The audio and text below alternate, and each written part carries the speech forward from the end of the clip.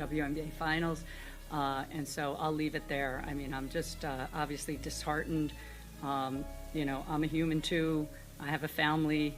I have 2 kids who are devastated by these comments. And so all I'll say is just, you know, it's obviously been a tough week. The WNBA recently experienced a seismic upheaval that might cause everything to fall apart. According to reports, 3 of the league's most captivating players, Sophie Cunningham, Caitlin Clark, and Lexie Hull, signed enormous contracts in Europe, throwing it into an unprecedented crisis. This isn't your typical off-season plot. The basic basis of women's professional basketball in America is seriously threatened by this. Historians may view this as the pivotal point that ultimately decided the league's destiny. It is impossible to overestimate the significance of this occurrence. Clark, Caitlin, choosing to depart after a great rookie season that broke attendance records and garnered the WNBA unparalleled public prominence, is more than just losing a single player. It represents the league's economic model's total failure. The departure of one of the league's most captivating and marketable figures, Sophie Cunningham, shocks sponsor boardrooms and marketing departments. Furthermore, the fact that Lexie Hull, a symbol of the upcoming generation of rising stars, left before her prime indicates that the issue goes far beyond experienced discontent. The murmurs began softly before erupting into a thunderous roar that reverberated throughout the league. Information regarding covert talks started to come to light, culminating in a shocking revelation that rocked the basketball world and left executives and fans alike searching for clarification.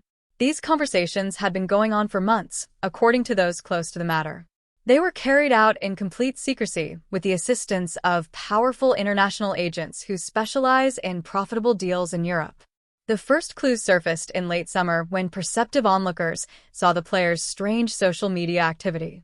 At first, cryptic posts about upcoming exciting changes and new chances were written off as off-season reflections or possible sponsorship deals. However, a much more important drama was taking place behind the scenes.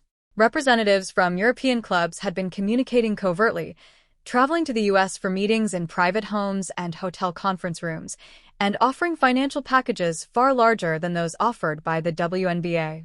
Speaking on condition of anonymity, industry sources described sophisticated hiring practices.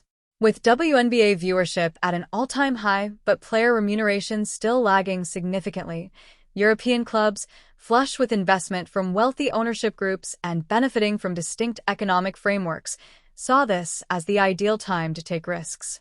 They were providing complete lifestyle packages that catered to every requirement of a professional athlete, not just contracts. The agents engaged were multinational sports management companies with expertise handling intricate, cross-border transactions in international basketball, tennis, and soccer rather than the usual WNBA reps. They knew how to draft contracts that would be both financially and legally compelling, as well as the nuances of work permits and tax ramifications. They made a straightforward but deadly presentation. In 3 years, you may earn more money in Europe than you would during your whole WNBA career. This was more than just a passion for the game. It focused on the startling financial inequalities that have long afflicted the WNBA. We delve into the real, unsaid reasons for these startling decisions, examining the sharp discrepancy between the typical WNBA salary and the lucrative, transformative offers from European leagues that guarantee a considerably higher payout. Even the top stars in the WNBA earn earnings that peak in the low 6 figures, while contracts in Europe can double, triple, or even quadruple those sums, along with opulent apartments, private transportation, and extensive benefit packages that are unmatched in the United States. The WNBA has long attempted to minimize or contextualize away the gloomy tale that the data reveal. While their European counterparts, who are sometimes lesser-known players, can fetch salaries exceeding $500,000, with some elite international contracts reaching 7 figures, the average WNBA superstar might make between $200,000 and $250,000 per season. Include cost-of-living allowances, endorsement opportunities, and bonuses. And it becomes impossible to overlook the income disparity. Athletes with comparatively brief professional careers find the economic calculation to be painfully straightforward. However, the difference extends well beyond base pay. Luxurious flats in desirable urban areas are frequently offered by European clubs. Personal cars or car services, first-class travel for family members, all-inclusive health insurance that covers the off-season, personal cooks, language instructors, and even job support for partners or spouses. Certain contracts include retirement contribution schemes that American teams just cannot match, performance incentives that can add hundreds of thousands of dollars, and signing bonuses equivalent to the pay of an entire WNBA season. Think about what it's like for a WNBA player who makes $200,000 a year. The take-home pay can drop to less than $100,000 after taxes, agency fees, essential expenses, accommodation in pricey American cities, transportation, training charges, nutritional support, and healthcare. To keep their finances stable, many athletes take part in youth basketball camps, work second jobs during the off-season, or scramble for sponsorship deals. In comparison, prospects in Europe, where a $600,000 contract covers the majority of living expenses, provide not just greater remuneration but also real financial security and the capacity to invest for life after basketball. It is impossible to overstate the psychological cost of this financial strain. The fear that one major injury could end their career before they've earned enough to ensure their future has been discussed in secret by athletes. They've talked about how frustrating it is to watch WNBA attendance and TV ratings rise while their salary stays the same. They have described talking to male athletes, sometimes their own boyfriends or brothers, who, despite having comparable levels of skill, commitment, and fan involvement, make as much money in a single season as they will over the course of a career. Uncomfortable facts about the WNBA's financial strategy are revealed by economic analysis. The league has improved television rights agreements and team valuations in recent years, but the basic economics are still difficult. Ownership is favored above players in revenue-sharing arrangements. Even when they wish to, teams are unable to financially compete with foreign offers due to salary cap restrictions. Additionally, the league's partnership with the NBA has hampered the WNBA's capacity to actively pursue alternative revenue streams while also fostering dependency and giving stability and resources. The league office was immediately placed under lockdown. Executives engaged in a heated debate over the possibility of their best players defecting, which resulted in an emergency meeting where drastic measures to stop this unprecedented player exodus were discussed. In order to evaluate the issue and develop a reaction plan, Commissioner Kathy Engelbert allegedly assembled a crisis management team that included league executives, team owners, and legal counsel. However, that wasn't the entire tale. The emergency meeting went on well into the night at the WNBA headquarters in New York. Participants described an environment that was a mixture of recrimination, rage, and barely controlled terror. Some executives were taken aback, wondering how such important talks could have gone forward if the league hadn't learned about them sooner. Others acknowledged that they had noticed red flags but had misjudged the intensity of European recruitment efforts or the gravity of player discontent. Tensions escalated behind closed doors. Threatening breach of contract lawsuits and possible career-ending penalties, some CEOs advocated for vigorous legal action. Others argued for a more accommodative strategy, realizing that harsh measures may backfire spectacularly, alienating not just these three players, but also causing a PR catastrophe that would portray the league as hostile to its own stars. The WNBA's wider crisis was reflected in the division among its leadership.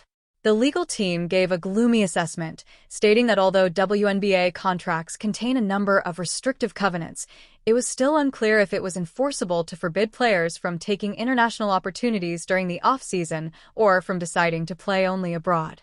Leagues cannot permanently bar players from looking for work elsewhere, especially if they are prepared to face the repercussions of contract termination, according to other rulings. Any legal dispute would be expensive, time-consuming, and might ultimately boost players' positions by highlighting the league's weak power. The news from financial advisors was as unsettling. Simply put, the league lacked the immediate funds necessary to compete with these proposals from Europe. There were few short-term fixes, but long-term reorganization might eventually make way for increased compensation. While some owners were ready to boost player salary, Others had narrow profit margins and were unable to make large increases without jeopardizing the future of their organization. An apparently insurmountable predicament was created by the basic conflict between the desire to pay athletes more and the hard reality of women's sports economics. Various response possibilities were wargamed by public relations consultants. It is highly likely that attacking the athletes would backfire and make them sympathetic individuals and martyrs in support of just compensation. It would appear weak to remain mute, and it might inspire other players to do the same. Without specific promises, future improvements would be written off as meaningless platitudes. Acknowledging valid player concerns while upholding the league's stance and preserving fan faith presented a huge communications problem. Team owners participated in later sessions via video conference, each contributing a viewpoint informed by the particular circumstances of their organization. Big market teams with larger budgets and corporate ownership pushed for competitive pay raises because they saw it as an essential investment to preserve the value of their brands. Due to their more vulnerable financial situation, small market teams were concerned about an unaffordable arms competition. Any possible solution is made more difficult by the ownership's lack of agreement. Was this a well-planned power move intended to convey an indisputable message? Discover the unspoken tales of annoyance and long-simmering dissatisfaction that eventually erupted, inspiring these athletes to make a daring, group protest for player agency and just remuneration.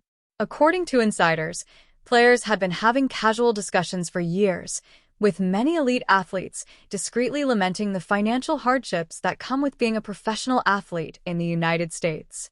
And everyone would be shocked by what transpired next. An intriguing timeline was discovered through investigative reporting.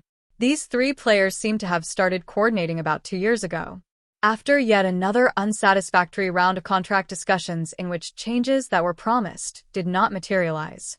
What began as friend-to-friend venting sessions developed into strategic planning. They carefully researched the European basketball market, sought information from sportsmen in other sports who had successfully negotiated improved conditions, and conferred with labor attorneys. It was no coincidence that these announcements were made at this time. Arriving. The players' choices were deliberate to reveal what they saw as hypocrisy, only months after the WNBA celebrated record viewership figures and historic television deals. Athletes in the league continued to face financial difficulties despite the league's unparalleled expansion and profitability. It was an obvious message. The WNBA's business model needs to be drastically altered if it hopes to keep its best players.